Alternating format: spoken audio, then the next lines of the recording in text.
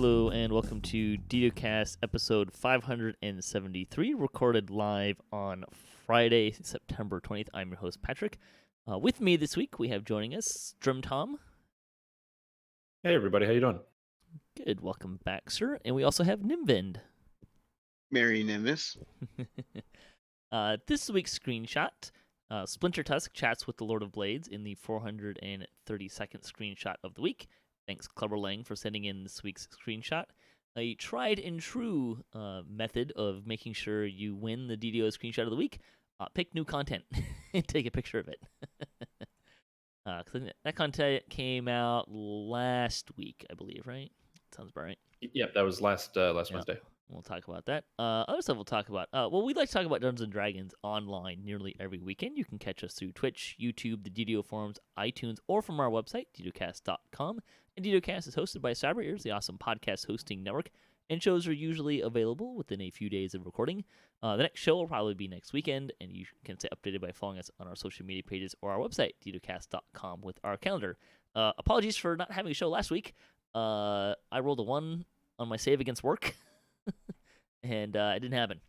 And I had some other stuff we were trying to kind of figure out and see if it happened, and that fell through. So everything just came up ones last weekend. So, but we should have one, have some fun today, and we should get one in next week as well. We may need to break up this topic. We'll kind of see how it plays, but I'm kind of hoping not. What are we going to talk about this week? So we've got game news and a couple of patches and stuff to talk about. Our discussion this week is we're going to talk more about hardcore, because it's fun, and it's the hot thing right now. But we're going to talk about our lessons from hardcore. So this is going to be like a tips and tricks episode when we kind of start talking about that kind of stuff. So we should have a lot of fun. We got a lot of good perspective here, some experience. We've all been playing hardcore. I know Strimtom and I have been playing a bunch. I think Nimvind's been on there a fair bit as well. So it should be a lot of fun. I'm looking forward to it. It's been a lot of fun to play as well. But let's start with game news. And the first thing is something that I know very little about because I am not a computer guy. But we have a new Mac OS client. So the former OS client is being replaced with a new Wine client solution. The new client is not yet required to play the game. But the new client is expected to replace the Mac OS client during a planned release in October. Until then, you may wish to update to the new client, and you'll be able to use it moving forward. The new client will install the necessary files and run an updated DDO game client on your machine. They have a link and everything for that. Some FAQ stuff they had in there. Do you need to create a new game account? No, the current account credentials will be used to log into the game client. All your characters still saved? Yes. Everything on your game worlds remain unaffected. This is just like the interface you use to connect to everything. So everything should still be there. What if you need assistance getting the client installed or logging in through the new client? You can get in touch with technical support through help.sandysimgames.com. Will I be able to use my old game client to play DDO? The new Wine client for macOS replaces the former macOS client when we do a planned game update in October. For you, all it should mean is a one-time download of the game client here. What do you need to do to get the new client and install it? Download it at the link that they've provided 4 times at this point. Can you uninstall the old Mac OS client? Yes. And then they also said it's an updated version of the Wine client released earlier this year. It's a more polished experience with significant updates done to it. Yes, you should reinstall the game client again. And moving to a Wine client solution for macOS allows them to better support the game for the Mac users long term, which is good because they've been having some problems, right? In the last couple updates, Macs have been having problems getting into the game and stuff like that, if I remember correctly. Yeah, I've never been able to get DDO to actually just even function on my Mac computer. Oh, good. You use Mac. You can talk more intelligently about this than I can. Barely. I'm not very familiar, but I just have had previously 0 success, and then I installed this new client and it works. Oop. Great. That's fantastic, right? Yeah, no, it's an improvement. I've been talking to other people. A lot of people are using the Mac client. Apparently, people are using this well here, and apparently some other people have been using this client also on Linux as well, and having great success. That's fantastic. Good. We want people to be able to play the game, right? Like that's kind of We're all here to have fun. You don't want to have to deal with that kind of stuff. All right, so let's talk about Update 43 release notes. This was released Tuesday, September 10th. We kind of alluded to this. The Soul Splitter Adventure Pack. A new adventure pack is available, set in the city of Sharn. This is in the Cliffside Docks district, which is below the area where the rest of the expansion is, which I'm not sure is the upper area is that accessible by free to play? Yeah, the whole thing. Anyone can go to Sharn. Okay. You can just go. You just can't and get walk into around the city. any of the content Yeah. unless you don't have. Sure. Exactly. Yeah. But it's actually cool because when they first opened Sharn, the whole docks was just the crafting area. Yep. But it's this huge dock, and you just go everywhere. And now it just feels full. So yeah, I've only run the first two, and they were fine. We did them in DDOCast Plat. If you want to watch us run that, I'd run one of them before on hardcore because the person I was running with needed a little bit more favor, and we decided on that one over many other choices. But yeah, so I don't really want to talk about the I storyline ran too all. much, Yeah, I ran the whole chain for the first time on hardcore. And we like flower sniffed and got the whole experience. Okay. And I'm slowly uploading that each piece out on YouTube. But Nice. I really liked the chain. It was different thematically. I felt like the monster placement was done really well, and the story, like the climax of it, the last quest, it all comes together, and it's very, very cool. I don't want to spoil it because it's only been a week, but Yes. if you haven't checked it out, it's 100% worth looking into. Everything what Strimtom says, except on Nimvind. Actually, except I did it live on Sarlona, right? With Voodoo Spice on his first look. We did it on Legendary R5. And the thing I recorded the most was the favor amount for hardcore mode. And it turns out the last quest and the first quest has the most favor of that whole chain. I'm sure. The first quest was I found to be lengthy. It took us, I think, like 50 minutes on our first run through, and I can see people not really latching onto the first one because it's non-linear. It's one of those non-linear scavenger hunt kind of quests. So they hide things in the quest that you got to go find. So that might not be super fun. I think that I don't know. Did they fix the bug yet? That like there's a bug that there's one of the things you need to find in the first area is behind a broken glass, and the glass regenerates, and then you can't get in. Oh, I didn't know that was a bug. Yeah, so no, that has gotten to people. So be aware of that. I know there is a bug where the first and the last quest have actually the same loot table erroneously. Fun. So that one's bad. Which one's wrong? I think the last quest doesn't have the right loot table. Okay. I've actually went through their, because I like to ransack new quests, and with some repetition, you can bring a lot of those longer quests down to 15 minutes.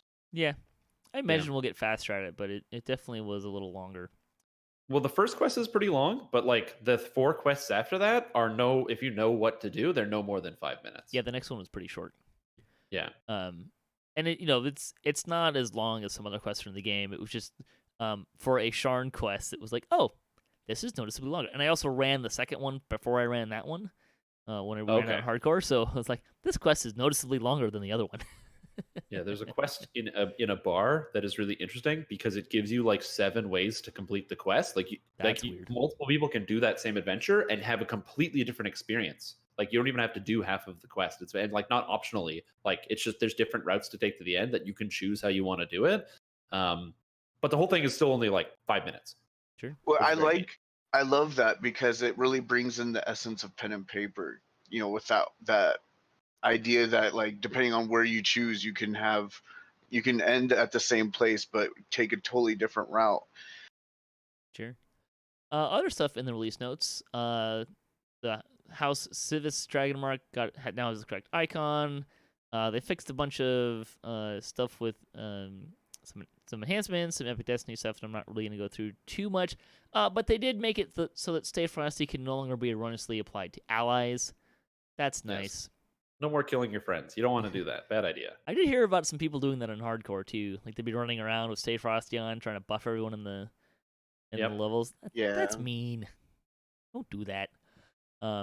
Anyways, let's see. Fix a bunch of stuff there. Circle of Death and Undeath to Death tooltips now includes information on how many targets they can hit, so that's kind of nice. On Hardcore, the Hall of Mark and Return to Dealer's Tomb are now exempt from the Hardcore League level lockout. The Hall of Mark is kind of the important one there because before you had to run that before you were level 5 if you wanted the free feat for later. The free feat exchange later, so. And they fixed a couple items. Various stuck spots in the new player experience, the Grotto, have been eliminated. I wonder why we're seeing more people run the Grotto in the last month.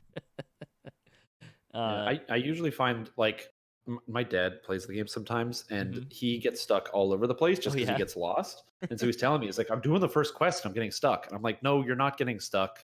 It's the first quest. What's happening? And I check it out, and like the quest breaks all the time. So I'm glad they fixed it.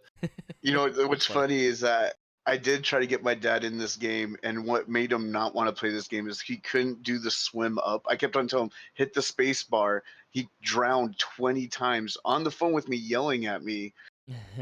Oh, and it's actually funny because they shortened that swim. They made it shorter because people complained that it was too hard of a swim.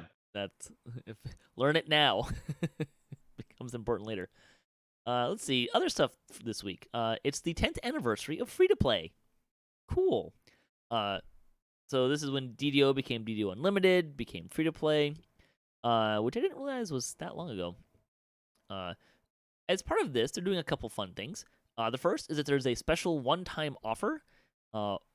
It's just kind of it's in the seasonal section of the store. The free-to-play launch bundle, or 10th anniversary free-to-play launch bundle. What does this contain? It contains a +8 Tome of Supreme Ability, +10 Shared Bank upgrade that you can only get this way, and a Heart of Blood.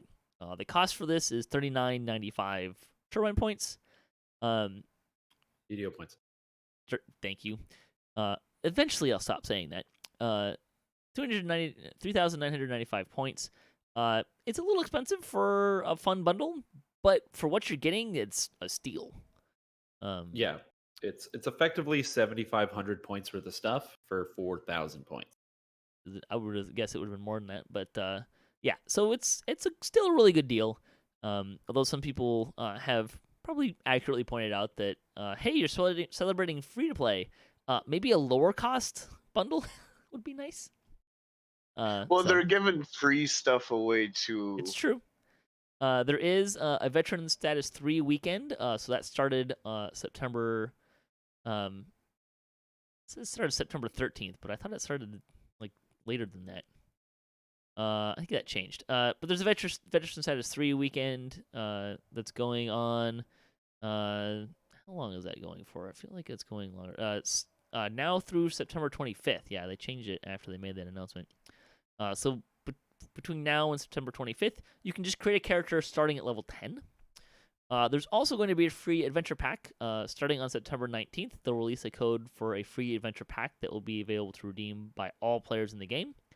This coupon code will grant players access to the Path of Inspiration, which was the first adventure pack released after the launch of free to play. This is commonly called Inspired Quarter. It's the first set of Inspired Quarter stuff. Decent quests at the end. I like them. It's a cool adventure. Too. Yeah. I'm not usually one to bone to pick free stuff, and I'm also usually one to defend SSG in a lot of cases. This is a situation where I'm like, they should have just made the adventure free. Like, you don't have a 10th anniversary every once in a while, and there's going to be people that are going to come to the game in October who don't have the code and won't get it for free. I don't know. I feel like just saying we're just going to roll this adventure into the base game because they have nothing for like the level 18, 19 area as like a cool sign. I feel like that would have been a better thing. Yeah, that would have been cool. Yeah, I can see that. You can't, if you're a VIP, you can put the code in too. So, as part of all of this fun stuff, there was a shared storage space bug for VIP players. So they had this thing that had +10 shared bank slots, and it didn't work right. And VIPs were getting it for free, along with some premium players as well. So they decided to just up the number of shared bank slots standard to 30, and then if you buy the bundle, you get another 10. So if you buy the bundle, you're getting 20 slots. If you don't buy the bundle, you're getting 10 anyways. So woohoo, more space. Let's see. Then they also did a little update Wednesday, September 18th. They ended up doing this as a server-side update, so we didn't actually have to update anything. But it fixed an issue with some NPCs and pathing, and it took care of the shared bank thing. Bonus days for the week. In addition to the Veteran Status 3 week, you can get plus 20% Guild Renown now through September 22nd. Again, that's not on Hardcore. And no, Veteran Status 3 also does not apply to Hardcore. You cannot create a character at level 10. Nice try. Store news. See, they have added Masterminds of Sharn, Tiefling Scoundrel Iconic, Universal Tome, the Universal Action Point Tome, and the Dimensional Anchor Bag to the DDO store. They did not add Inquisitive, I guess, which I thought was a little interesting. Unless it's already in the store separately. It's not in the store. Say it's not in the store, right? You have to buy the Sharn expansion and then unlock it. Yeah. Or unlock it, you mean? No, you have, like, Or you have to have do Sharn. Sharn to unlock it. Yeah. So you have to buy the Sharn expansion for 24.95 points, and then play through Sharn, and then you've unlocked the. Oh, I see what you're saying. If you buy the expansion, the right level expansion, you just get it. Still. No, what I'm saying is, like, if you didn't have it now and you're still free to play and you want to buy it, the only way to get Inquisitive, because you can't a la carte buy it, is you have to buy, instead of like 500 points for like Falcon Rios, Right. it's buy Sharn for 2,500 points, play it, and then you unlock Inquisitive. It's the favor reward, the last tier for in Sharn. I do believe you can still buy the expansion pack with money and the market. Yes, you can. You can buy it with market. Yeah, I'm saying for specifically for points. That's the only way to get it with points. I imagine they'll add it to the store eventually. Yeah, if I had to guess, they will do it when the Hardcore League is over, because I would say maybe 40% of players are Inquisitives, and I feel like they probably are, to sell more Sharn this way. I think they should come out with Inquisitive after Hardcore, because I actually had friends call me from that came back to the game just for the Hardcore League, and they're like, "How are these people dual wielding crossbows? Is this an RD thing?" And I'm like, "No, this is an Inquisitive thing." They're like, "Oh, how do I buy that?" And I'm like, "Oh, SSG should capitalize on this." They're not dumb. I'm sure that's one of the reasons why it's not there. Yeah, like I said, I bet more people are buying Sharn because they want Inquisitive for Hardcore than like wanting to play Sharn. Yeah. At least right now. True. The sales for the week, bigger is better. 20% off of Sovereign Guild Renowned Elixirs for 25 of them. 100 superior spell point potions. 100 gold seals of Sovereign Healing, and Colossal Ingredient and Augment bags. I bet those spell point potions and Sovereign Healing potions will be pretty popular there on the Hardcore server. You can also get a Lasting Potion of Tumbling plus 20 times 5 with the coupon code TUMBLING. This is actually a little better than it sounds if you're playing on Hardcore, because if you haven't found a Featherfall item yet, which there are many, but if you don't have one, Tumbling may help you do those drops without taking a lot of damage. So yeah, if you don't think about how you don't have a lot of health, you may not have a ship active. Mm-hmm. You might do like me and die in the Hall of Heroes, jumping to the bottom floor, not thinking about it. Was that how Strimtom 2 died? That's the first death that I had, which was on the beta test. I just was like, oh, I got to reincarnate to test out a build, and then I hit the ground. Nice. It turns out you only need to be Crafter level 1 to make Featherfall in a ring and False Life 4. And the ingredients are in the harbor. Yep. True. All right, let's talk about community news. A couple of chronicles. The 350th Chronicle. If you're interested in daily pug raids on Cannith, you can check out a forum post. The comment, what kind of books would you expect to find in a Mad Wizard's library? I'm guessing something along the lines of Twilight. That's probably why he's mad. He doesn't have any good books to read. Probably like a lot of like philosophy books, but like very one-sided. Sure. I don't know. Like I expect like a lot of dragon magazines and like weird magazines like Hot Humongulous Weekly or something like that. Like something where like a bunch of mad wizards get together and like, oh, I just created this really cool evil dryad or something. Sure. Probably also a lot of notebooks, just like notebooks full of written stuff. Ninth Pawn in the chat is saying patch notes, nothing but patch notes. The guild hall for the week. The Orion Guild Iron Phoenix Legion is recruiting from the Ashes. They're currently level 48. The Storm Glory Typhoon premium ship stocked with fully stocked with amenities and cargo buffs with a solid active group of medium size, looking to expand. I feel like we talked about them not that long ago. Fansite news. Ginger Spice has a first look at update 43. We mentioned that earlier. Streaming with Even, DDO Players News, Strimtom, FreeDO, and Cycleblonde, DDOPL, Mickey's Delirium, Doug Glendower, and Baklagor all had episodes and blogs that week. We also got a shout out for our last D&D Kasplat episode, The Kidnapping of Rona, which was a lot of fun. That's the group that I DM on D&D night. It also it covers that one. The 351st Chronicle.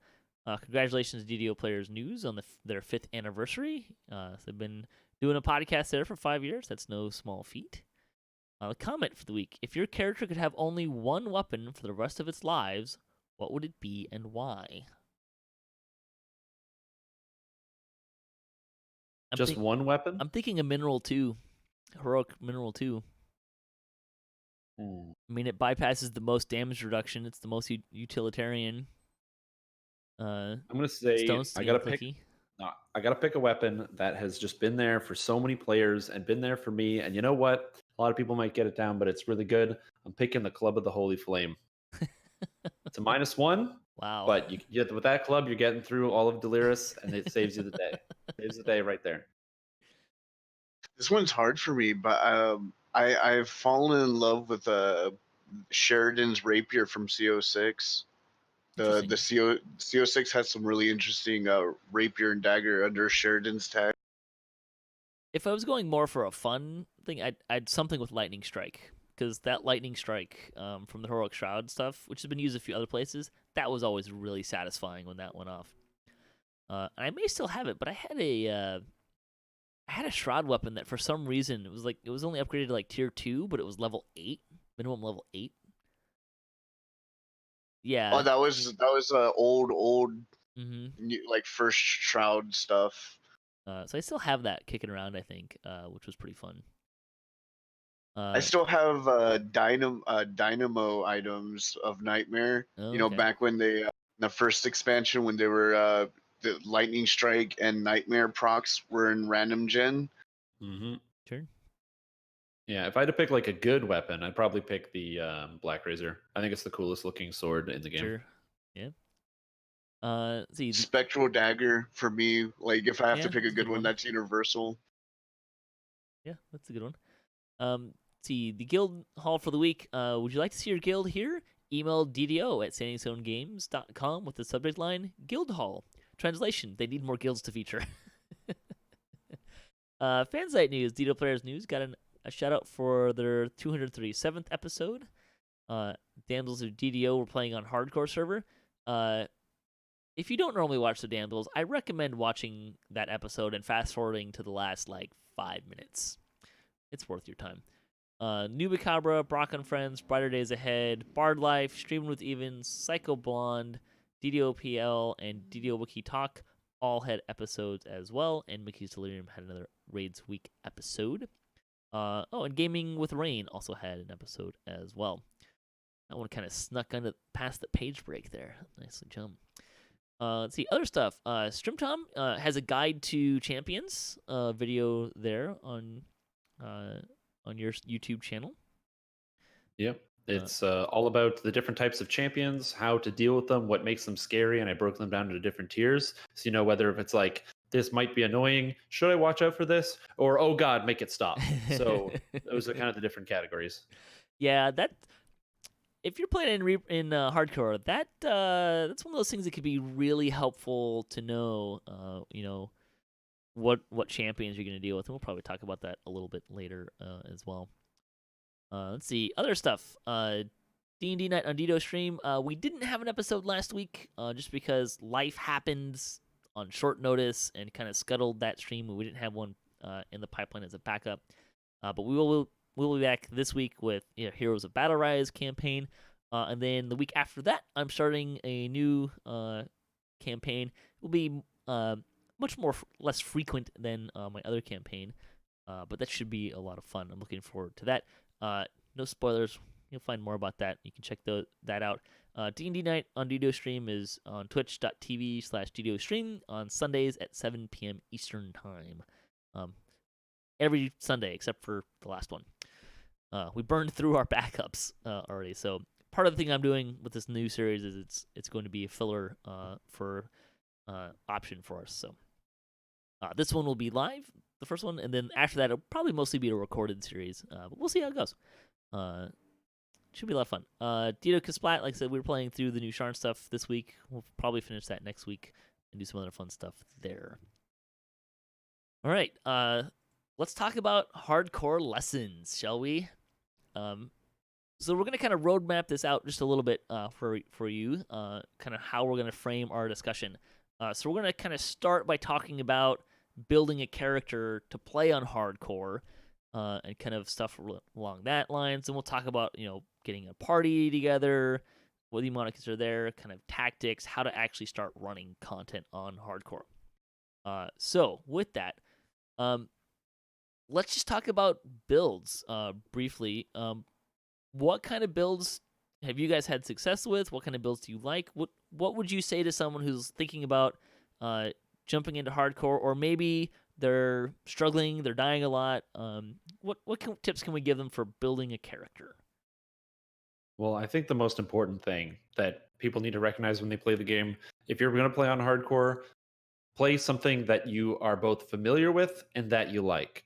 Because you might play a build that's like really good and it works really well, but if you just don't enjoy the play style, or if you're not familiar with it, you might make a very easy mistake that somebody who's familiar with the build might not. So it's very important. Make sure you play something that you're familiar with and comfortable with. I kind of agree. I pretty much agree. I say find a play style you like, and then because for me, like, I like battle bards, but I'm not gonna play a first life battle bard in hardcore and expect him to. I'm not gonna go up there with 150 hit points at level 5 and be like, I'm totally taking this guy on. I found a build that is adjacent and has way more survivability, and so, like, I found the general style, right? Like, I like melee. There's range and there's caster, and then there's like different uh little nooks and crannies in between, like tanky casters and such, and you just find something that you kind of like, and then go for what you may not completely like being a Warforge melee artificer, or you might not completely like being a this and that. But if you know that it will give you the survivability, I tend to go for that. That's been my tactic. Yeah. I think if I was gonna put like a big, like the big E on the chart for me, talking about hardcore, it's about minimizing mistakes. And because mistakes are generally what's going to get you killed. I think that's... Now, there's some places in there where you're just going to get smacked and you're going to die. I'm not saying that's not going to happen. But my experience so far has mostly been people die when they make a mistake. They forget that there's a trap there. They run into the trap. Like, that's a really common one. Of all the people I've seen, like, have actually died in my party, I really feel like there's only been one or two where it wasn't because of someone making a mistake. And it wasn't always the person who died who made the mistake either. Sometimes it was like spawning something or something like that. So when you're talking, what Strimtom was talking about, like this idea of pick something that you're comfortable with and you're familiar with, I think that's a really good advice because it will minimize your mistakes, right? The first character I played was a monk because it was something I'm really familiar with. I've been playing it a lot of late. I'm really familiar with the abilities it has, where its strengths and weaknesses lie. It ended up not being a build that I think I really wanted to play to do what I did and get the 5,000 favor with, because there was a lot of stuff that actually made that build kind of scary.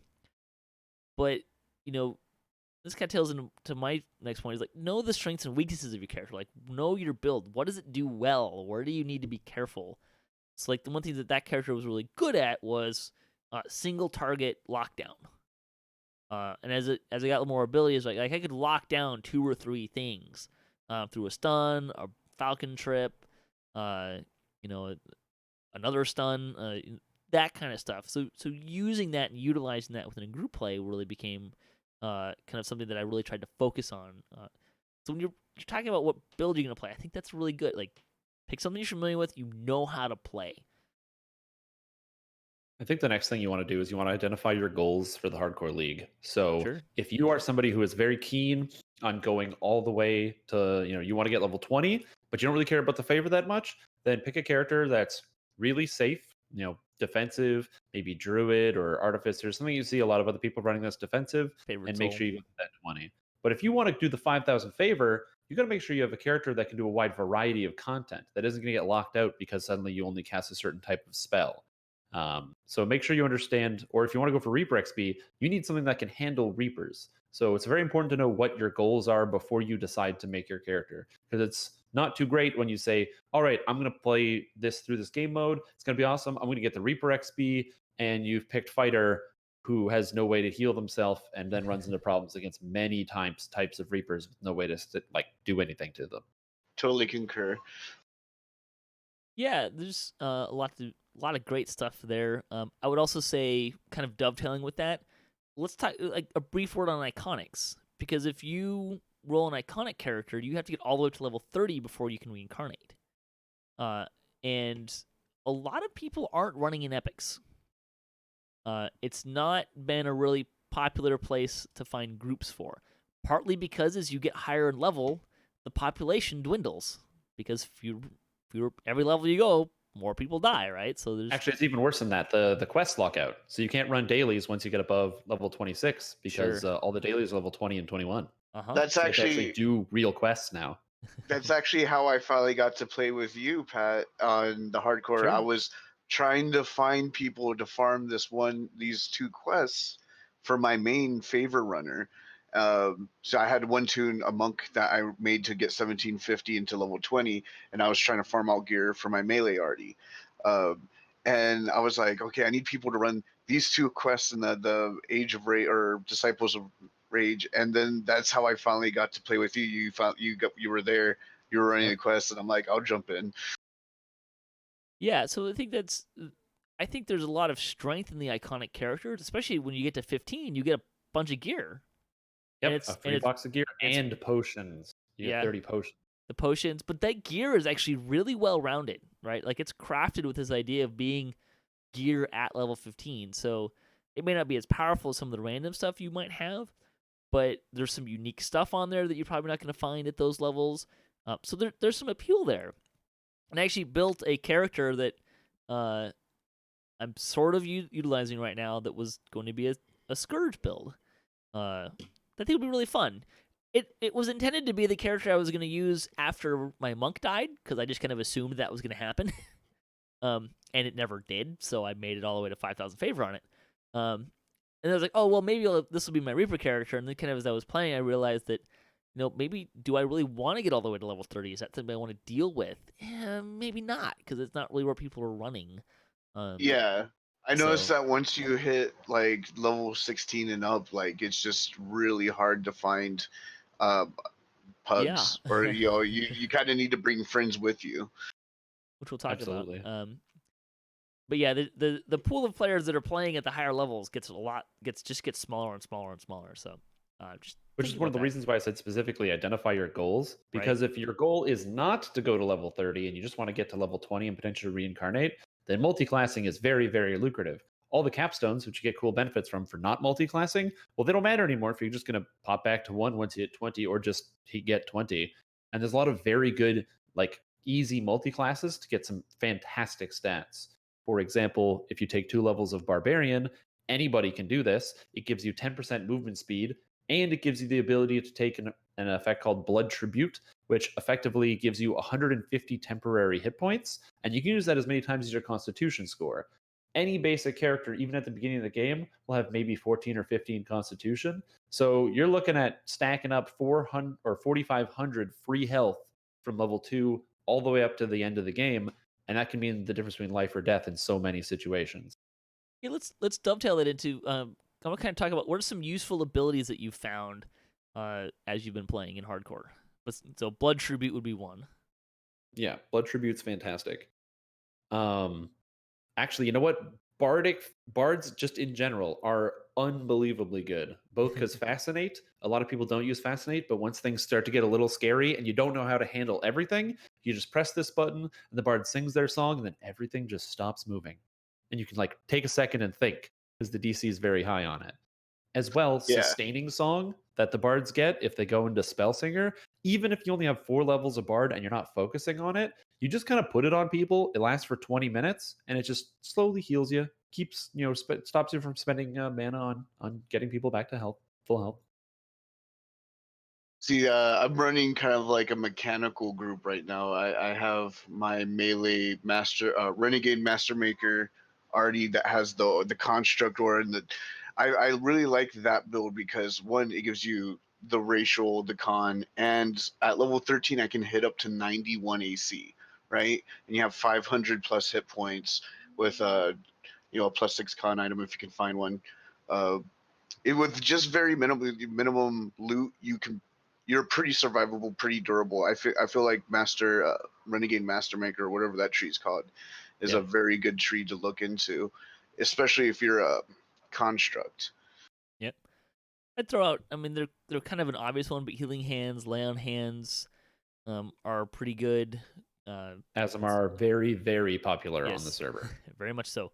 It's also a situation where a lot of people would consider when you're building an Aasimar, they get that really cool Ascendant Bond, and the Fallen Aasimar gets melee power and vulnerability stacking, which is so good in the end game on the regular servers. Mm-hmm. But on these servers, the Protector Aasimar gets 10% extra health and saves and magical physical resistance rating.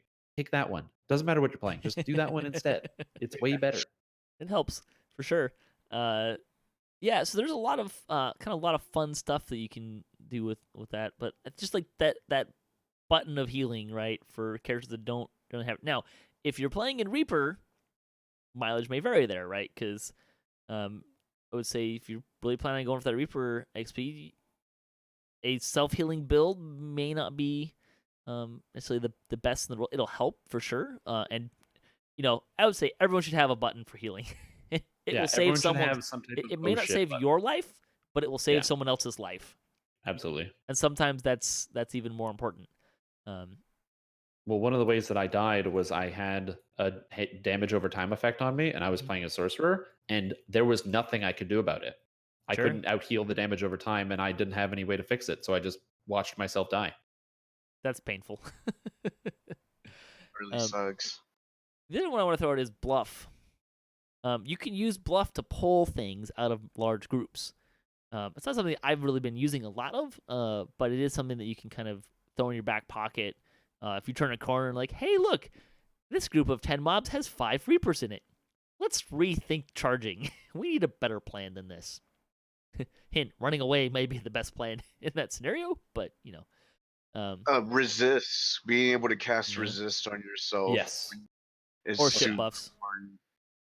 Having a way to leave the dungeon when it's getting really bad too, really fast. I use Shard Pass, so D-Door is pretty nice too. But sometimes you go into a room and it's filled with oh no, and sometimes resetting the dungeon's okay. Yeah, having an out is really good. A really good thing to have in there. The Shard Pass is a really popular one. A teleport. I would stay away from scrolls. Like if you can get the actual spell, that's gonna be better for you. Word of Recall, if you're divine, is a good one. Or the fact that it takes you a little bit out of the way from some places, but it gets you out of the dungeon quick, so that can be a really helpful thing. I want to talk before we kind of get out of builds, and we'll get into gear really quick. I do want to talk about 2 things. One, let's talk about trapping. Because it's a thing. And I've noticed that I've seen a lot of trappers die in traps. I've actually kind of been joking in my party of, oh, look, a trapper has joined. We have another trapper we get to kill today. I'm not actively trying to kill them, but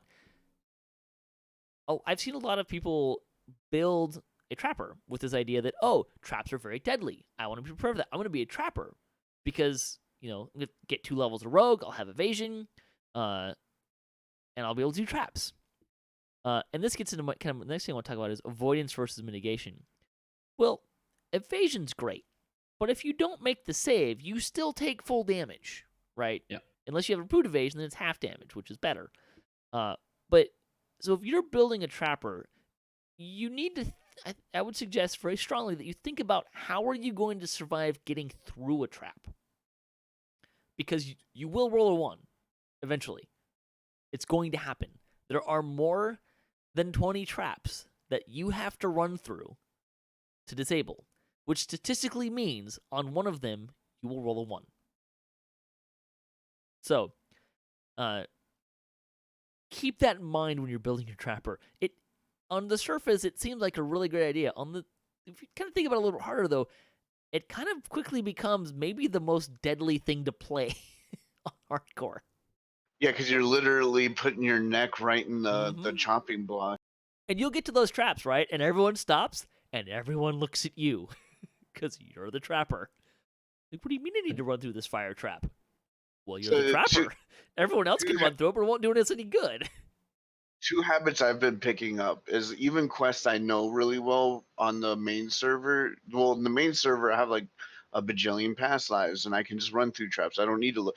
But open up DDO Wiki, search the quests, and open the map. All the green spots indicate trap areas, danger, no areas, and just have that as quick reference. That's really nice. Watch out for randomized traps. Yeah, and also ask for triggers because I had one person search the trap.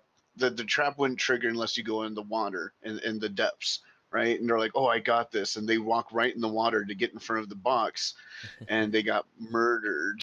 Yeah. I will say that hirelings work pretty well with traps.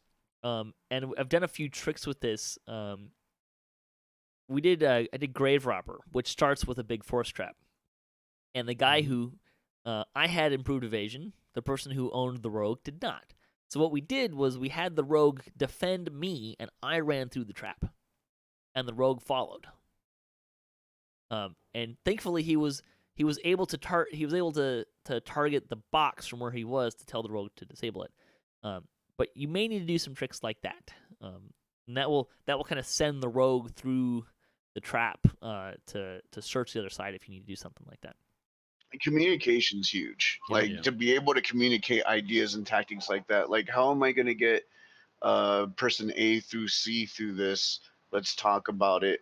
I'm a part of a 2.5 person group right now, so we communicate a lot about like how are we going to do this raid with just 3 people, or should we pug, or what tactics should we have for this and that. And communication's huge, and having people to communicate with you is pretty big too. I want to get into a little bit later. We'll come back to that. I was going to say, to rope it back to builds, this is one of the reasons why I personally, I've never liked evasion as a mechanic, just because I think it exists in the game, but I'm like, I'm going to roll a 1 and die. That's just, it's going to happen 100% of the time. So take the safe bet, Renegade Mastermaker. Doesn't matter if you get it by the trap if you have 8,000 health. Sure. And you got Stone Skin resists. You could get the resist spell Protection from energy. Protection from energy. Level 1 spell. And this kind of gets into that thing that I want to talk about is avoidance versus mitigation, right? Avoidance would be evasion and dodge. Mitigation would be MRR and PRR, right? Like those, they can function conjunctly, but if you're going to pick one, I recommend strongly that you focus more on mitigation than you do on avoidance. Yeah. Because I sooner or later you get hit. And I actually did the math once. I don't remember what the numbers were that I was using, but I did this experiment where I said, okay, let's say that you have 1,000 hit points. This is not the numbers, and this math is not going to work. Just putting it out there. But so let's say you have 1,000 hit points, and the monster is going to do this amount of damage every hit. And let's say you have like 50% dodge, or you have PRR that reduces the damage by 50% or something like. I try to use I think it was maybe dodge 25 and PR 50, something like that. And what it came down to was like, how often will you need to be healed? And the math told me that with PRR score of reasonable score, said that you need to get a heal every 4 seconds. But with dodge, you actually need to get a heal every 3 seconds. So mitigation is actually better over time than avoidance because you will get hit. You will roll ones. Period. You're going to fail saves, you're going to get hit. Mitigation will help get past that, right? If your plan is to not get hit, you're going to die. Period. Oh yeah. Big time. So, yeah, getting your MRR and PR up there, I feel like is a huge good idea. Like Pell Master has ways to do it. Renegade Master, or I can't think of the proper name for that one. That one has a good options. Defender stances. Exactly. There's ways to do it, and incorporating that is very good. One more thing, and then we'll talk about gear. And this should be pretty obvious, but don't use builds that rely on a lot of past lives, because you don't have any.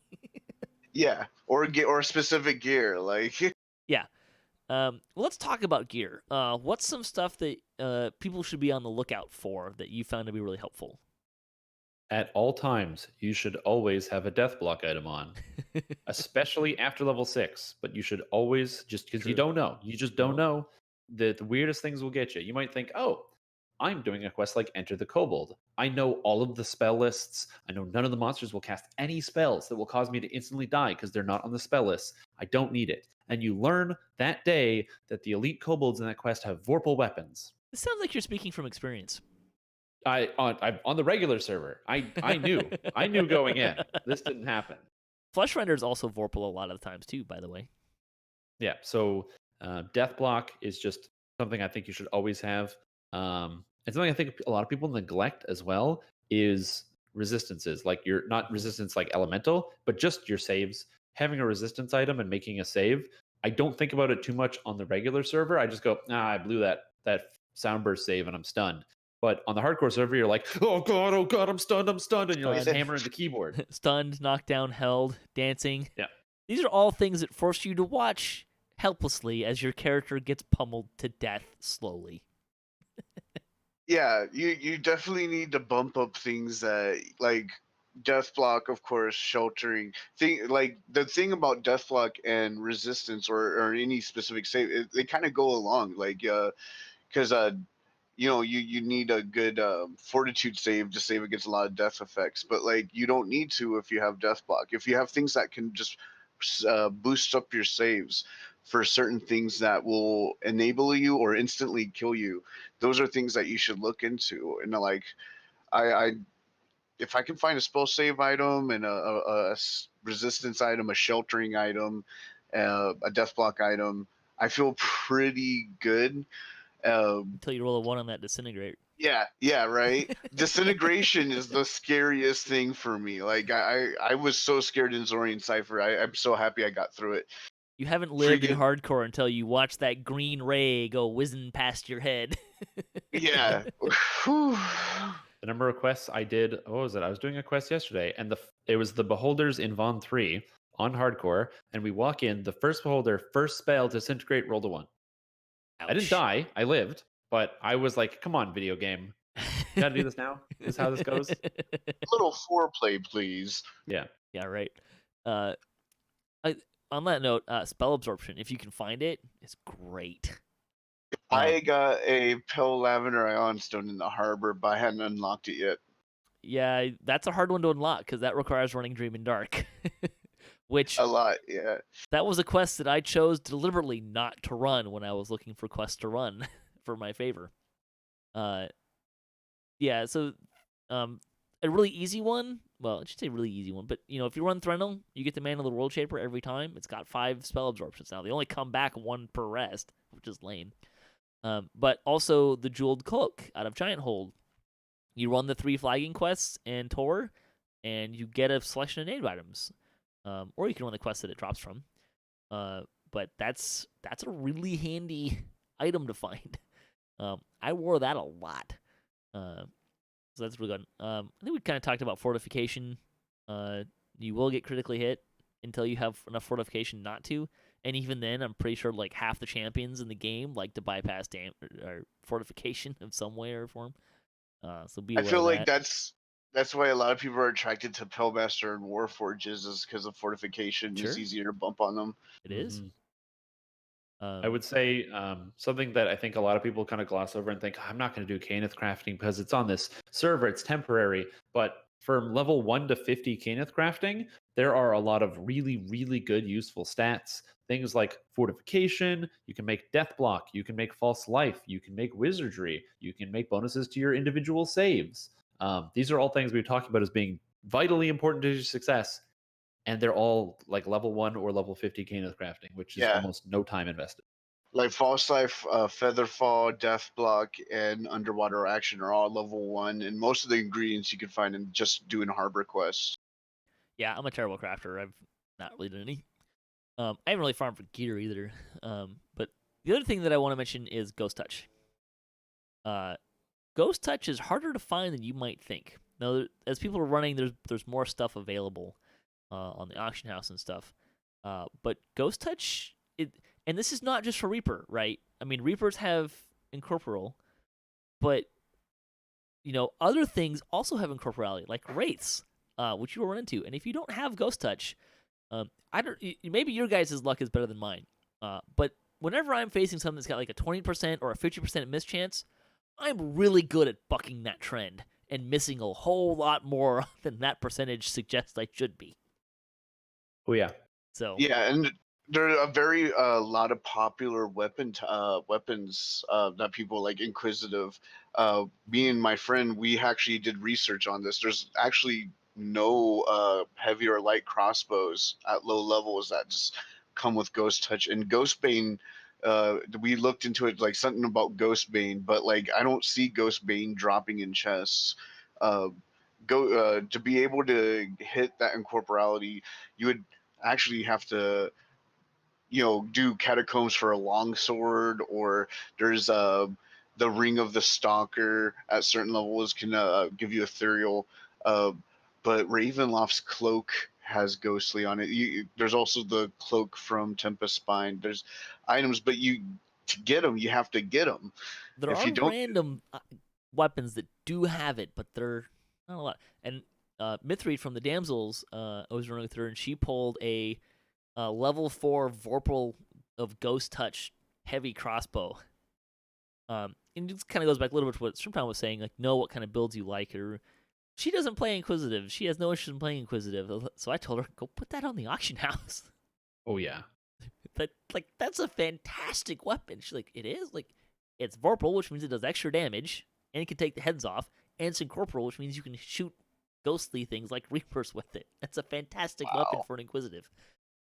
I didn't know Ghost Touch was dropping random gen. Like It I thought it was does. Ghost Bane. It's Um, very rare.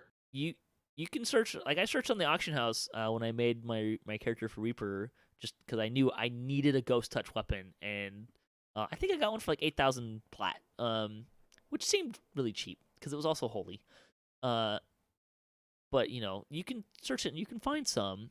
So and the more the longer it goes, there's more stuff on there, right? So Yeah, the place you're most likely to get Ghost Touch is from class features. So if you are yep. planning on playing any type of physical class, be aware of either knowing that you need to have an item, or instead of like trying to find an item, actually have something. Like as an example, you would want to have, let's just say, a bit of Eldritch Knight, because Spell Sword, the first imbue, gives you access to Ghost Touch. Maybe you want to splash some Azamar Scourge, because the third core of Azamar Scourge, Racial Tree, gives you Ghost Touch. Although you have to go to level 30 if you do Scourge. That was If you that want was to actually one of the reincarnate, primary again, reasons why I went Scourge with that build. But yeah, like I said, if you want to reincarnate, but yep. Okay, let's talk about finding friends and partying, because I think this is one of the best things that you can leverage on hardcore is other people and friends. And if you can get one or two people that you can just kind of constantly run with, that really helps because you're already, even just like having one other person, you've got a third of a party already going. And the reason why I'm a big proponent of friends, and to a lesser extent hirelings and pets, is because friends help minimize your mistakes and your weaknesses. So if you are running a character that doesn't heal really strongly, you can have someone who's a healer, right? So your character, if you have dedicated friends or even just Pug, right, your character doesn't have to do everything in the dungeon, and that's a big load off of you. Yeah, I never went to hardcore solo. Like I had a bunch of people saying, "Oh yeah, Nim, I'll totally go and be part of your posse." But when it really came down to it, it was me and my one of my guildies, and he got hospitalized and died like 4 times. But that's beside the point. So there was a couple of times I was by myself, so I made an alt, right? Like, if you have a main honcho and he has a group and you're something happens and you're waiting for them to catch up or whatever, like alts are there and alts can get your main character gear, and that's pretty much the philosophy I ran with. Yeah, it's a good way to do it. If you look at Absolutely. the leaderboards, it might be a little bit different now, but like there's like the top of the Reaper XP leaderboard, it's like 2 groups of 4 people at the top of that leaderboard. They're grouping you like that. Now, the more people you have, the more the calculus of scheduling becomes a problem. Which I say, like I've been running with one person in particular, and she's been a great person to run with because she likes running and is really good at running healers and favored soul. I am not. I'm really good at running melee and martial classes. That's kind of where my strengths more are. So it works really well to have that kind of combination going. But even then, like when we were getting up to, 4,500 favor and at level 19, right? Like there were a couple of people that we kept grabbing, like, hey, we're running this. Do you want to run it? Yes, great, fantastic. There's our trapper and a bear tank. Like, and that group of 4 of us, like, we ran probably 5, at least 5, if not 1,000 favor together, up at that upper range, helping each other out. So that really helps. It helps minimize your weaknesses, and you will make mistakes. It's going to happen. And having those people with you means a mistake doesn't get you killed. Someone else is there to help pick you up. Now, they still may kill you, but it helps. Or get themselves killed. Yeah, sometimes you make a mistake and you kill your friends with a laser or something like that. That happens. Sometimes it happens. Not a big deal. And if you make a mistake and you hurt and you kill somebody, make sure you help them out and help them roll a new character. Yes. Let's see. Along with that, let's talk about hirelings and pets, right? Because that's something that you can leverage as well, right? And I talked about rogue hirelings. They're expendable. Go take care of run through and take care of the trap for me, please. Excellent. Thank you very much. They also surprisingly don't get hit by traps very often. Not sure what's up. They managed to just run through those things. I know, right? Or just stand in them. Yeah, those like, are the only did two they options. turn off traps for hirelings or something? I don't remember that, but they seem all of them really good. All of them somehow get improved evasion at level 10 exactly. Right. But that can be really good. Something I did, we ran Waterworks on Reaper last night, and I stopped at the ship. I had my wolf get the acid shrine. We went into part 3, and I had him run through and pull all those levers in the acid tunnel. So we didn't have to have anyone do it, right? The pet's expendable. So some party members are expendable too, but the hirelings are more expendable. I also note that, especially running stuff on Reaper, hirelings don't really augment dungeon scaling that much, and on Elite, dungeon scaling is mostly a non-issue anyways. So if you got an open spot, I mean, grab a hireling, grab a healer if you want more healing, grab a barbarian if you need more DPS or something like that, right? Like, there's an empty spot. It's kind of like an airplane, right? Like, the 2 things that are useless to an airplane are runway behind them and air above them. That's what. If you have an open spot in your party, they're not doing anything. It's useless. You're not doing anything for you. So That's what I like about my team is that like he's a inquisitive, arty, warforge. I am melee and arty. You know, so we both have dogs, and now that we're level 13, we both have scarecrows. So I my aura is like I have the recon slaw. Like we all are just repairing constantly. Like we're all good. We got traps. Of course, you know, if we need someone with evasion to do traps, we'll hit up the DDO store. And that, you know, don't be scared. You know, don't be, uh, you know, don't tighten your belt on rogue hirelings if you can't. Because, like, for instance, let's fast forward to Lord of Dust when and you just get to that one stairway down from the shrine, Mm-hmm. right? Where there's, you know, I make a joke all the time with my group. We're just gonna open the LFM up to trappers and just throw them down the hall until one can make it all the way down.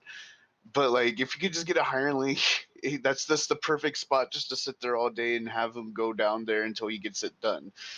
Just a Because you point. can res a hireling. Yeah, just a point. Hirelings, the rogue hirelings in the store cost 40 points. You get 25 points every 100 favor, which is like the primary goal that most people are doing is to get to 1750 favor, right? So you'll make that up in no time. Absolutely. So, Super quick. You should pretty much always bring a hireling. And like I didn't really use rogue hirelings too often. A couple times I did, but mostly having a cleric hireling around is just nice because you're like, I'm gonna die, and then there's the cure. I'm in. I'm good. Everything is fine. They Or always wait for 5 HP too. And the other half of the time, it's why are you not healing me? Wake up, heal me! Oh, I'm dead because it didn't heal me. Yeah. Nimbus Light. Yeah.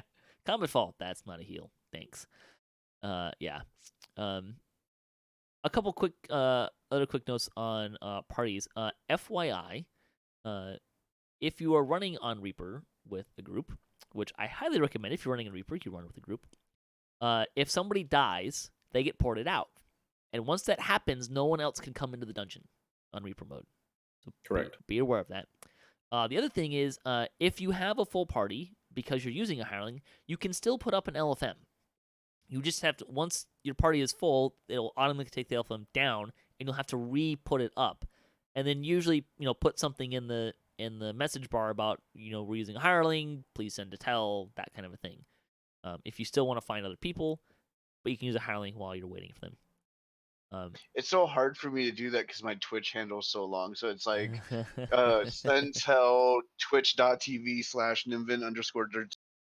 Yeah, I would say if you are twitching, which is totally fine, at least let people know that you're going to do that. Especially if you're joining someone else's group, just let them know, hey, I'm twitching, can I join your group? Like, give them the option to decline their death being broadcast for all eternity on the internet. At least let them know you're streaming. Twitching Yes. kind of sounds like they're just going to tell you to go take medicine. Yeah. So, just kind of be aware of that.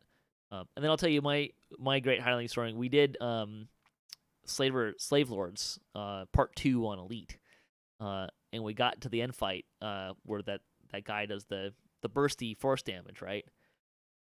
Yeah. We sent the 3 scarecrows in and ranged from behind.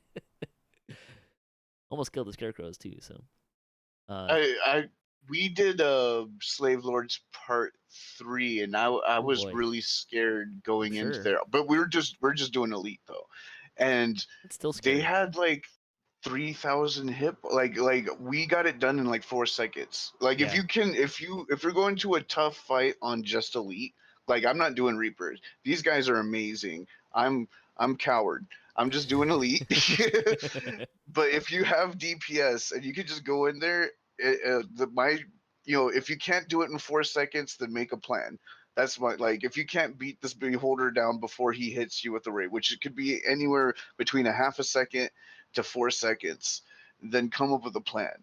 Like the Part 3 of Slavers I did not want to do it. The party wanted to do it. My teammates let's do it. If the worst comes to worst, if any of them die, we'll zoom out. And I'm like, okay, cool. I'll pretend I'm a range arty because that's the cool thing of having the arty symbol is I can put a repeater in my hand. I'm like, I'm Christian arty. Hey, I was the monk and I pretended I was a shuriken build for a few times. So Exactly. But you'd be surprised that just dropping it down, like how easy some hard fights are on Elite if you have the DPS. If you have a full group Hmm. and at least half of them have DPS.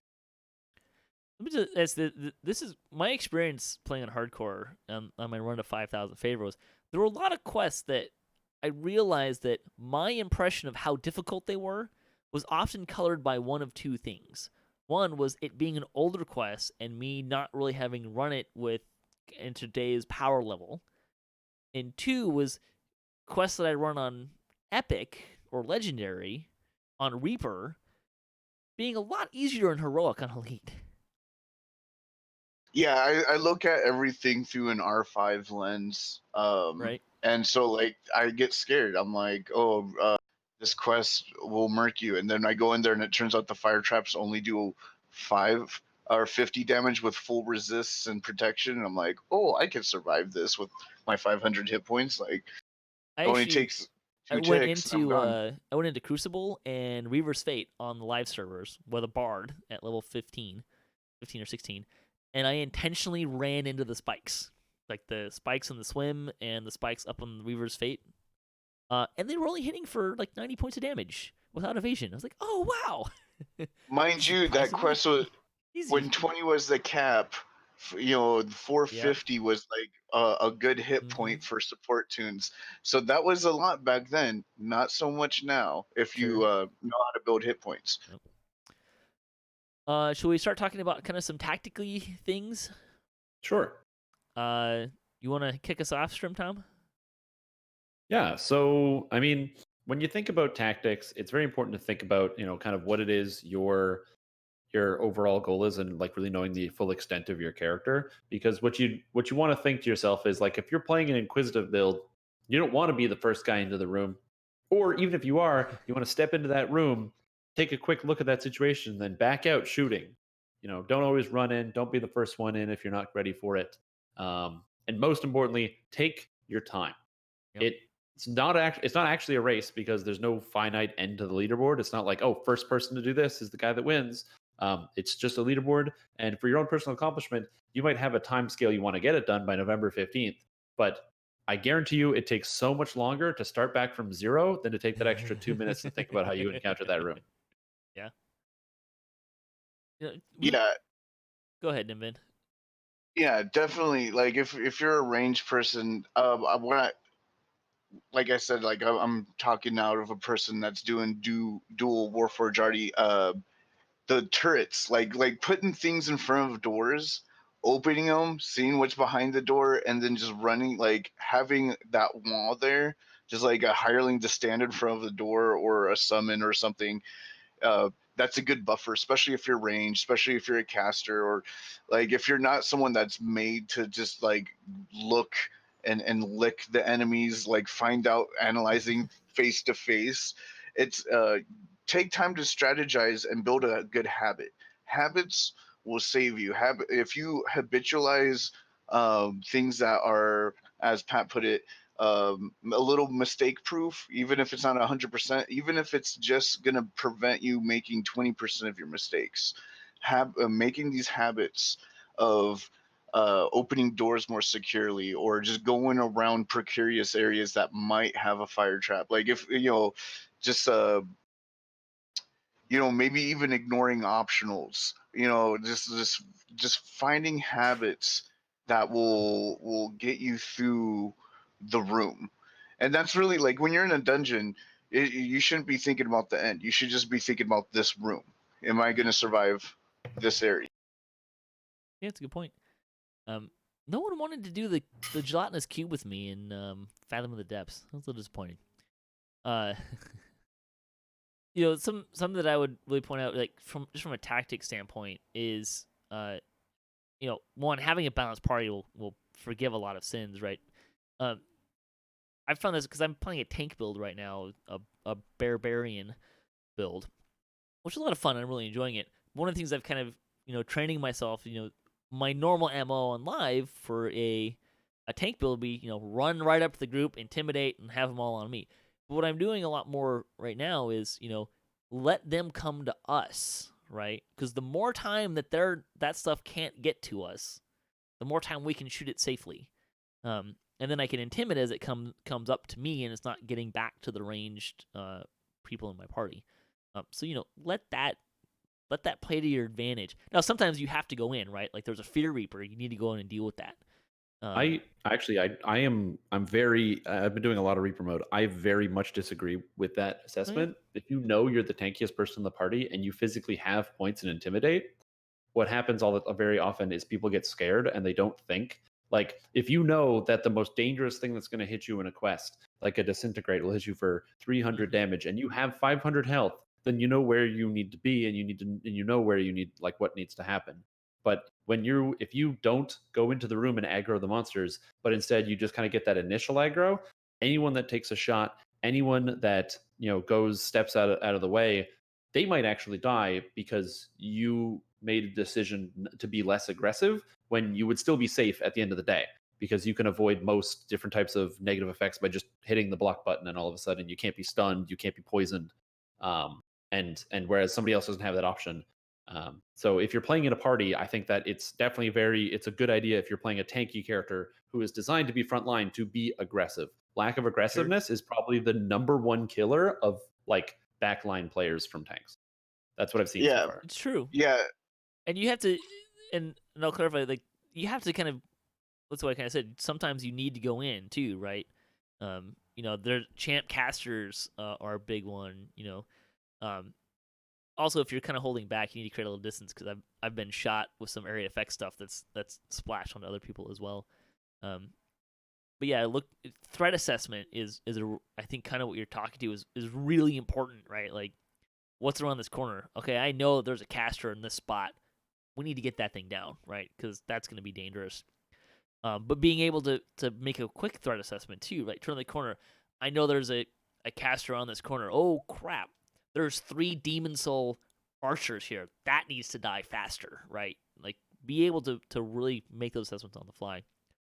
The other thing I really want to bring up when it comes to tactics is, and we kind of were talking about this with earlier and a little bit with party, communication is a big thing, because you are probably playing with people you're not really familiar with, right?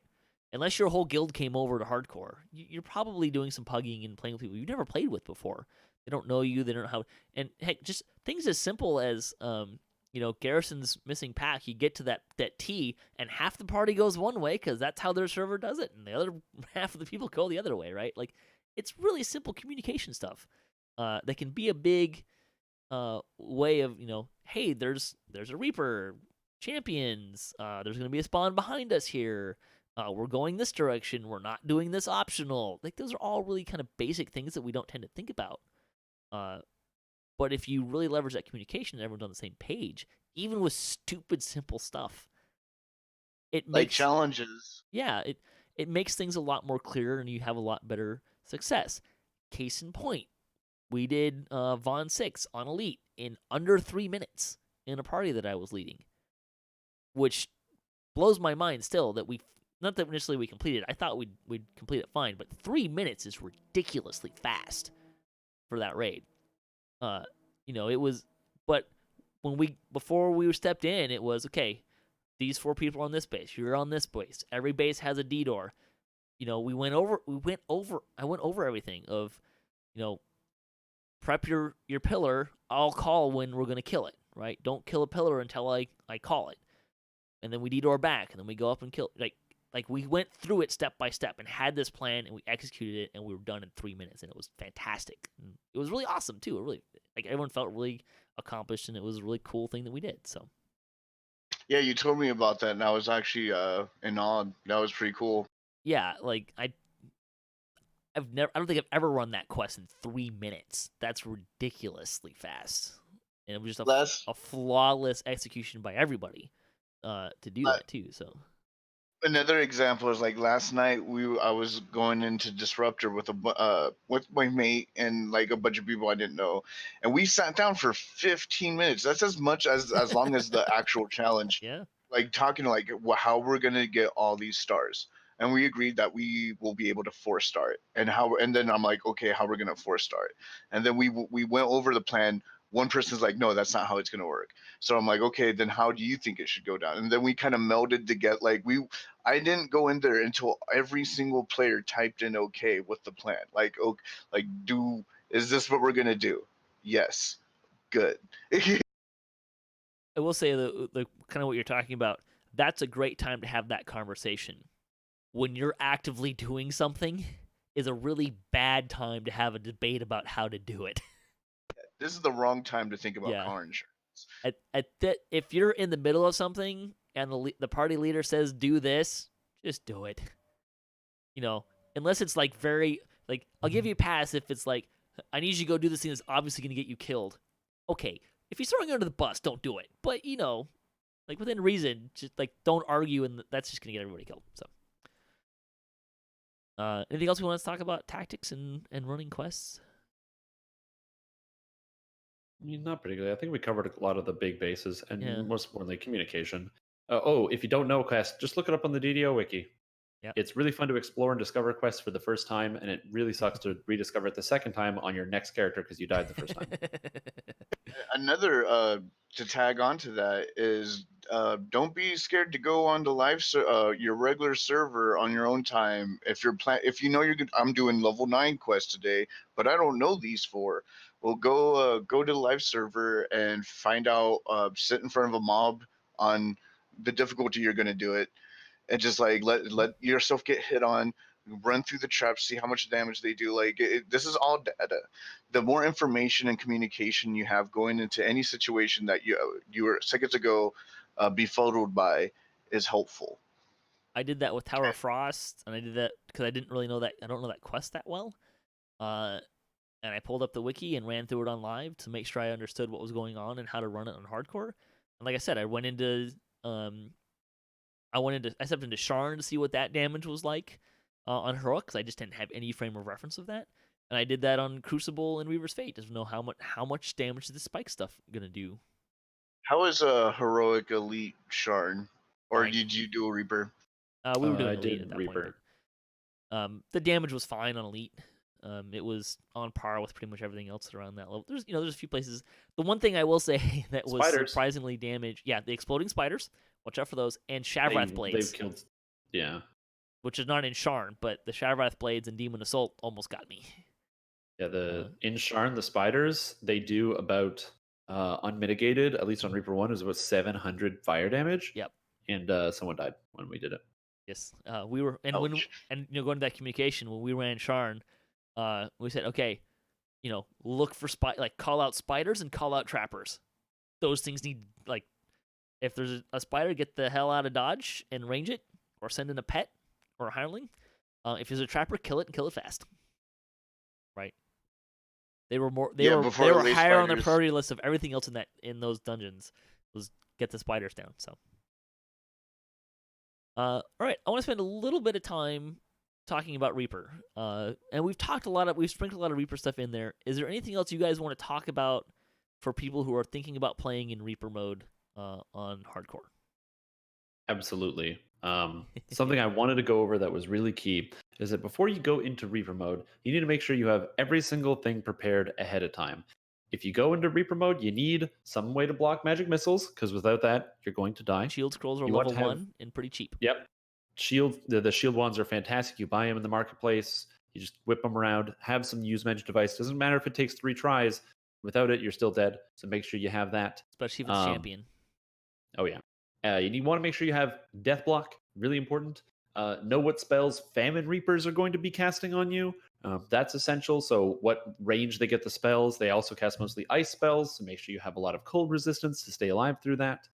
But the most important thing is you need to recognize, even if you have all the knowledge of and you're prepared and you go into the quest, what's still going to kill you anyway?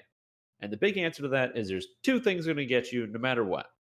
The number 1 thing that kills people, and I saw a whole party died today to one monster, not a Reaper, a Soul of Cruelty champion. Soul of Cruelty champions are the most dangerous monsters in the entire game, and they will kill your whole party. If they hit you, they're going to hit you with 2 stacks of debuff, where 1 is acid and 1 is poison. And it does about 20 damage a stack. The first hit is 40 damage, because now you're taking 2 different stacks. The second hit, they apply the second stack. So you take 80 damage, and it ticks every 2 seconds, whereas Dungeons and Dragons Online dots are usually 3 seconds. You have almost no time to think about how to solve this problem because you are dead. So, Solar Cruelty Champions, number one, know how to deal with this. Can I put And in then- an honorable mention for the Demon Soul ones because they also do a dot? Yeah, they do the poison dot as Yep. well, which is non-resistible, and it affects Warforged. So please be very careful around that one. And then the next thing is specifically Reapers. Of course, they are dangerous. The most dangerous of all of them is going to be the Plague Reaper, because if a Carnage jumps on you, if a Fear is standing there being AFK and doing nothing and not being threatening, doesn't matter. You can find a way to heal. You can find a way out of it. But if a Plague touches you, it can prevent you from healing and nearly get you killed. So it's the most dangerous. But what you need to understand is the bracketing that was changed. So Reaper mode a couple patches ago changed and made it so that Reapers now have scaling based on the base level or the level of the quest.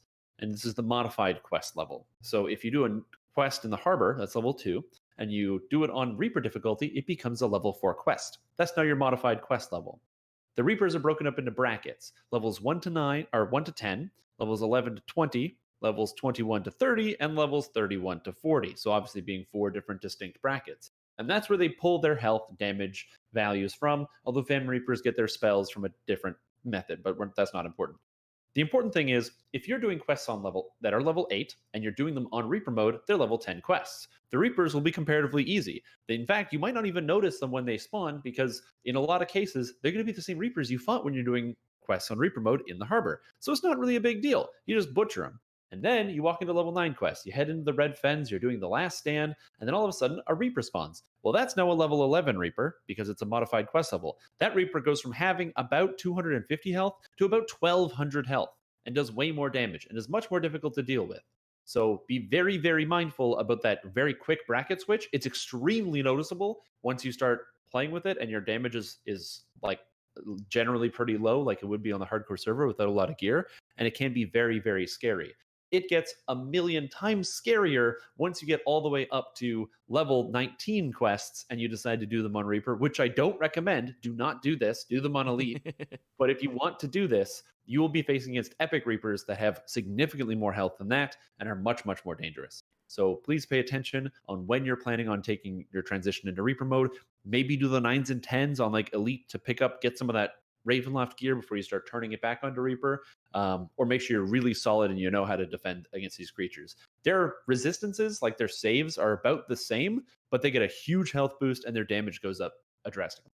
Can you go over those level ranges again? Yeah, so it's 1 to 10 is the modified, like kind of modified level. So modified quest level. Yep. Then you have 11 to 20, 21 to 30, and 31 to 40 is the modified quest level. So the big bumps will be quests that are level 9 and quests that are level 9, 19, and 29. Yeah. If you're running Reaper at 29, you get what you deserve. Yeah. Okay. Great. That's great information. That's actually something that I was not clear on before we talked about too. The other thing I would say about Reaper that should be pretty obvious, have a plan for self-healing because it's harder. So having everyone being able to heal is really helpful. Kind of keep that in mind in general. Yeah. And have a panic button. Playing classes that have panic buttons is really, really nice. Even if it's something as simple as like action boost defense.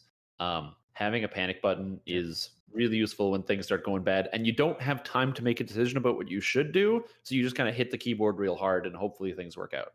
I definitely had a few moments. The friend that I kind of picked up and started running with, there were a couple times where she almost died, and I will tell you, I think I hit every button I could, other than my heal button, and clicked on everything on the screen other than her that I could before I finally got a heal off to her, or she already healed herself. So, something to talk about. Put that oh shit button in a really convenient place, and make sure you know where it is and you're familiar with where it is and where it is. Maybe when you're in town, practice hitting it a few times so you know exactly what button to hit when, right? So think about that. Anything else we want to say about Reaper? No, I think that's pretty good. Just have a good balanced party. try to find a way to get Ghost Touch if possible. Yeah. Invite your friends, because the more Friends, people that you friends, have in your friends. group, the less likely it's going to be you that will die.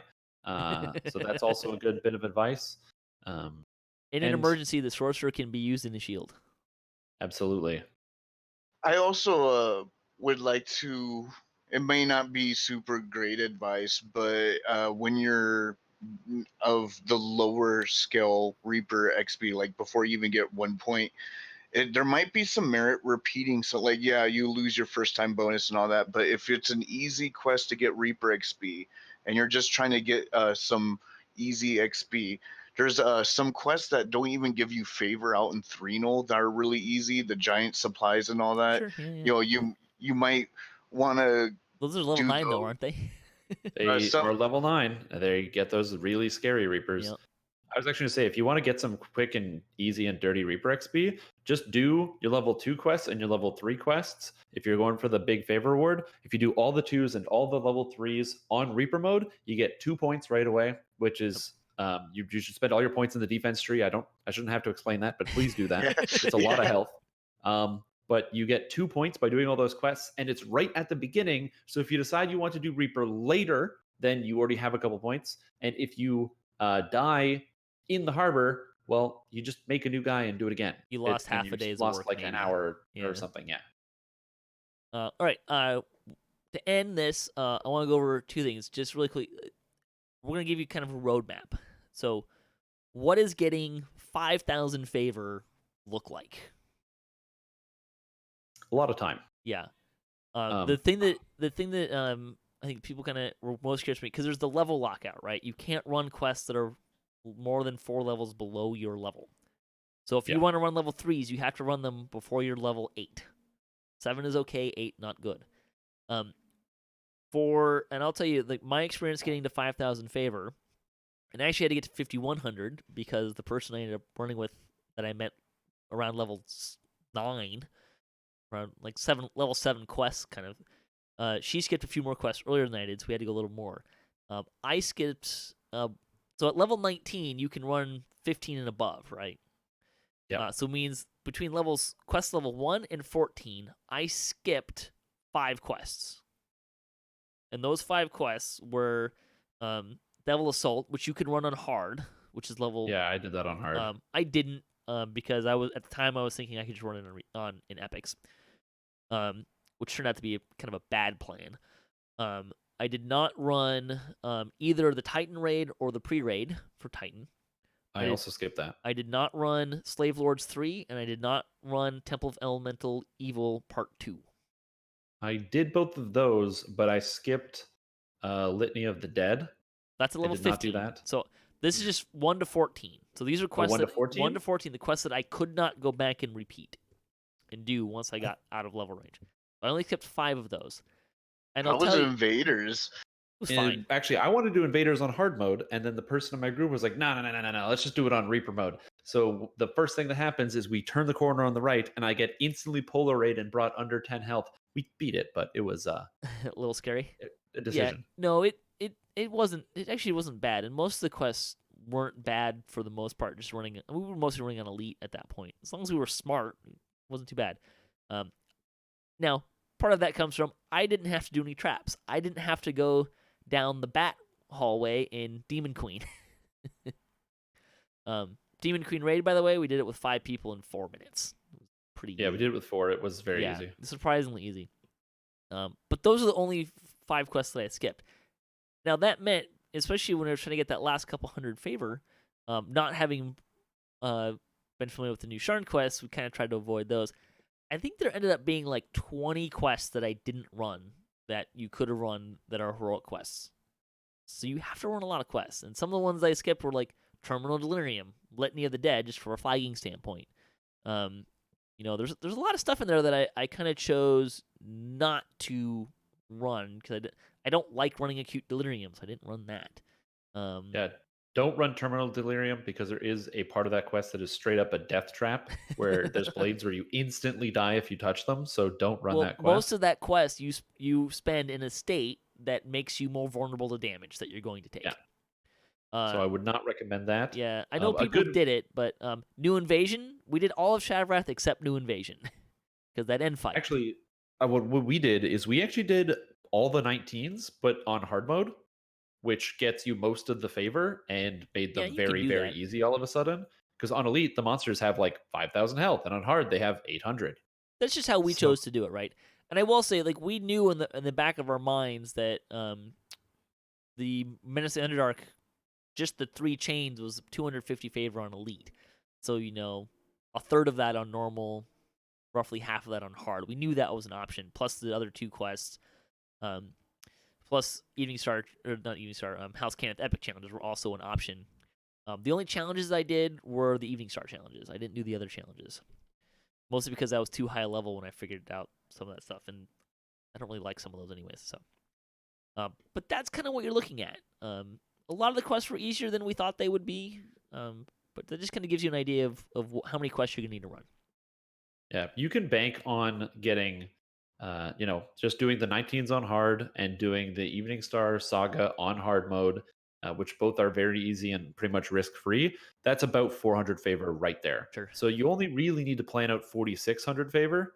So it makes you can skip a lot more than you might think. Although I would recommend those lower level quests, like skip as few as you can. Oh yeah, do all the hard quests. Yeah. I know you might not like stealthy repossessions. Just run through it. It's not too bad. I like to see someone die in it because they were stupid, but whatever. Roadmap to Reaper.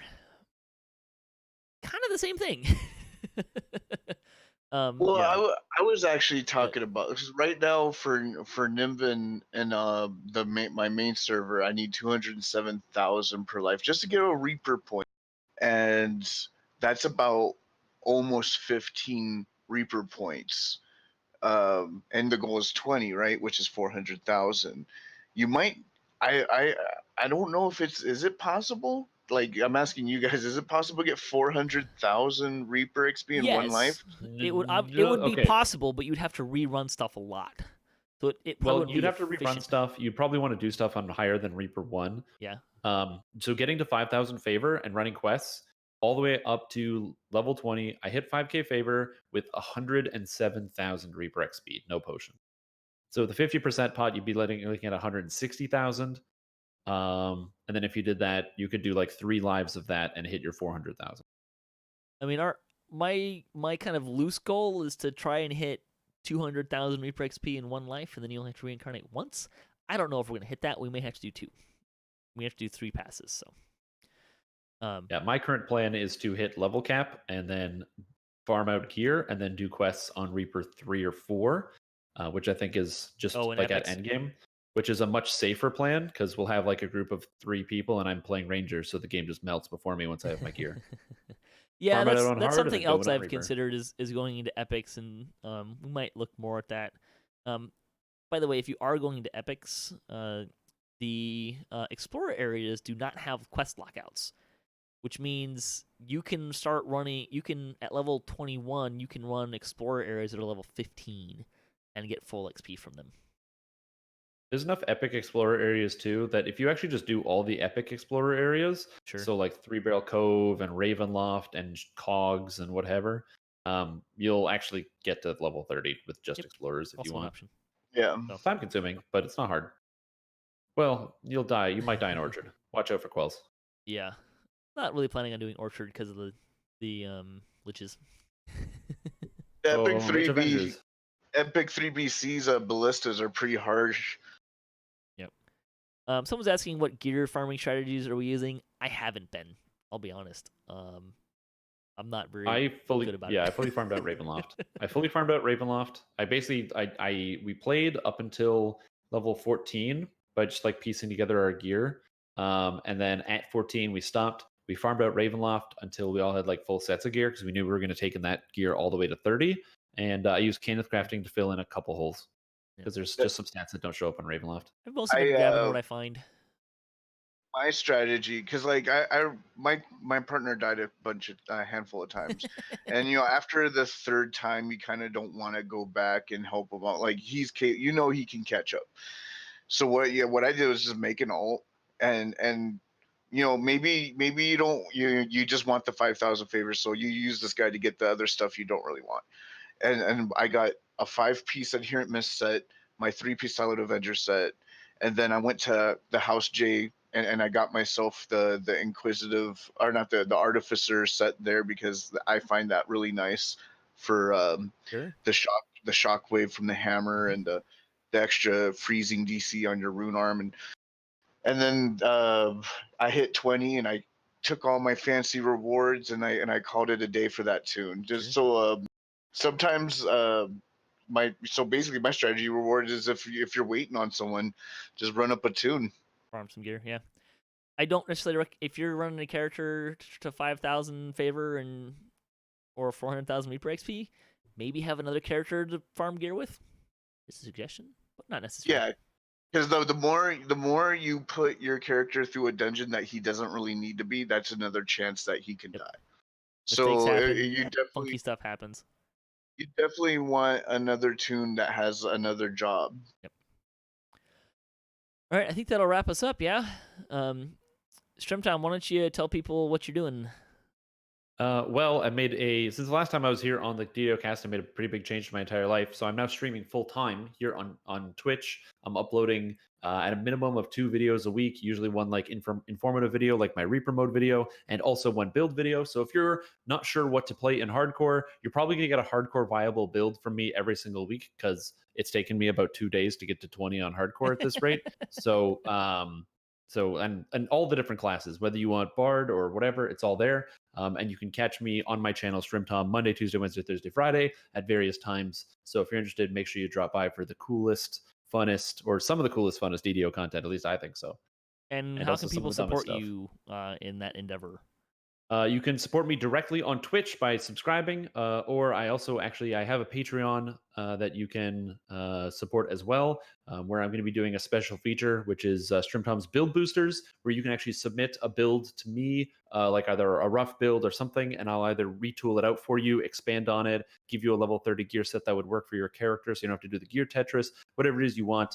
And if it's a big enough topic, I might turn it into like an exploratory video so then other people can see as well.